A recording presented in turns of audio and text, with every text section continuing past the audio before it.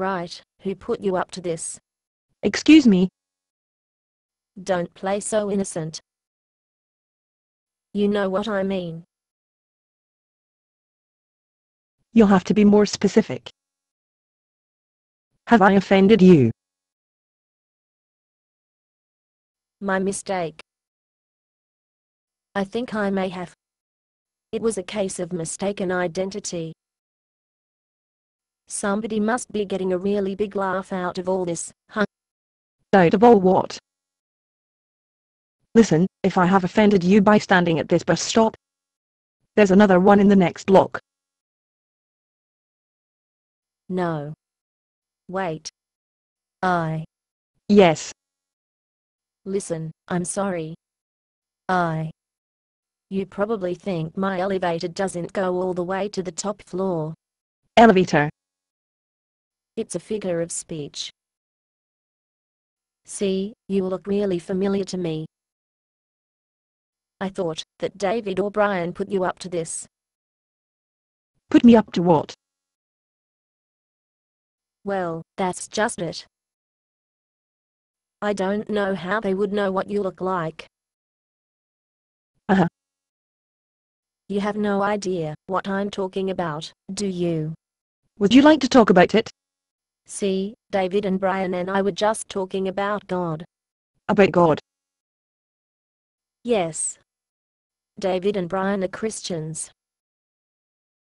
And I told them that, if God really existed, he would make himself more obvious. You think so? Yes. We were just having that discussion just now. Then I came out here and here you are. I'll just walk down to the next bus stop. No. No. Well, I mean, you can leave if you want to. But don't go to the police and tell them that this crazy person drove you away. Just because you look like. Like what? Never mind. Well, wait a minute. I guess maybe I should explain things. Or else you'll have me locked up in a padded cell. See, David and Brian said that God made himself known to those who seek the truth. That's true. God makes himself known through the Bible, through miracles, and through repeating events of history. Oh. You're a Christian too. Yes. Those events you're talking about, if they really happened, they are more than 2,000 years old. If God was real, he would speak to every generation. What's wrong?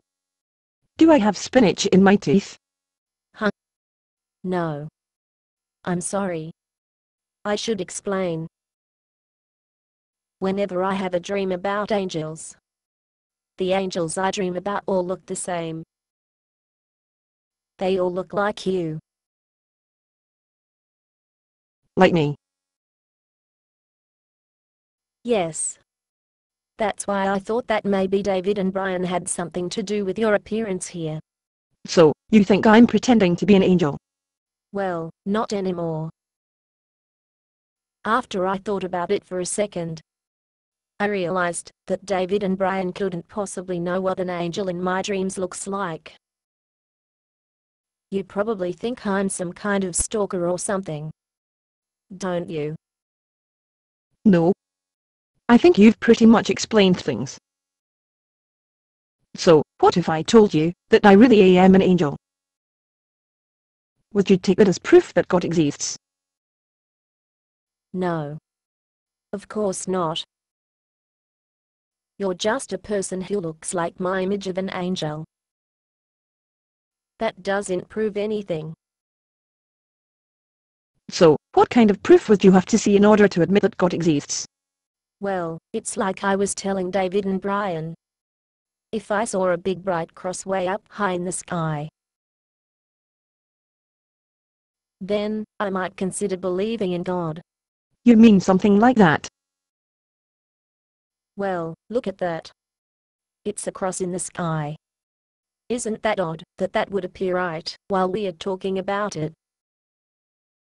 I'm not crazy, am I? I mean, I'm not the only one who can see a big bright cross in the sky, am I? No. I can see it too. This is really weird. I mean, I see a person at a bus stop who looks just like an angel in my dreams. And now I see a cross in the sky. I've got to question my senses, don't I? You're not seeing things. There's a big bright cross up in the sky, all right. Well, there's got to be a natural explanation for it. Maybe it's a reflection off of two adjacent thermal inversions or something. Or maybe it's swamp gas. Maybe it's the jet exhaust from two different airplanes. What do you think? So, you don't see it as a sign of God's existence? Oh, there's a natural explanation for everything. That's one thing I'm sure of. But you just said that, if God made a big bright cross in the sky, you believe that he exists. Oh, I did, didn't I? Yes.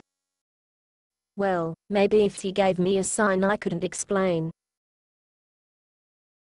then I might consider believing in God. How about that? Isn't that something? That's my name up there. Isn't that something? What do you make of it? That's very funny. Funny. Why is it funny? See, that's something that David and Brian would pull. They probably hired a skywriter to write my name in the sky, just to prove me wrong and make me eat crow. Make you eat crow?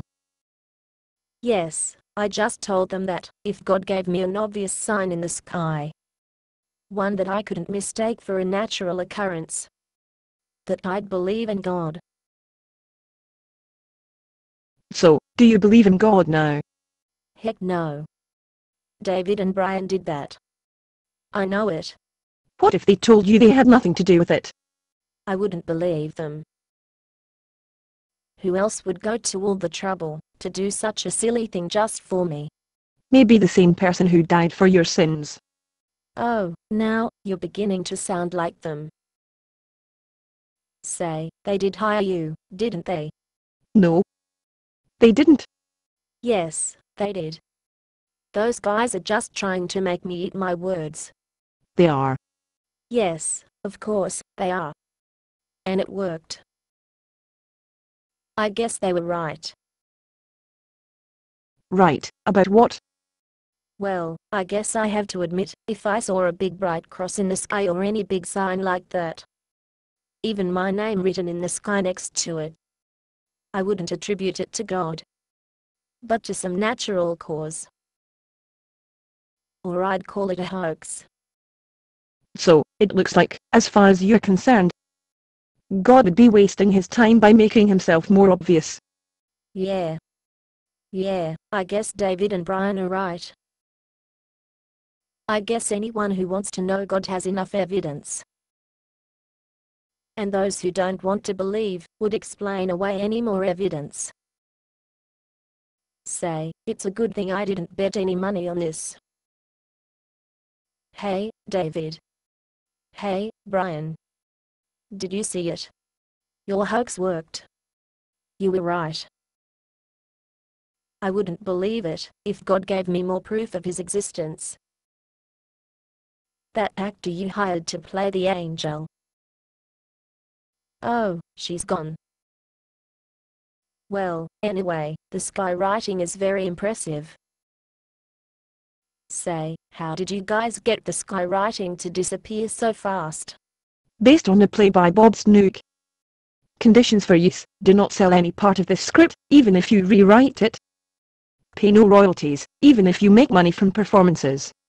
You may reproduce and distribute this script freely, but all copies must contain this copyright statement.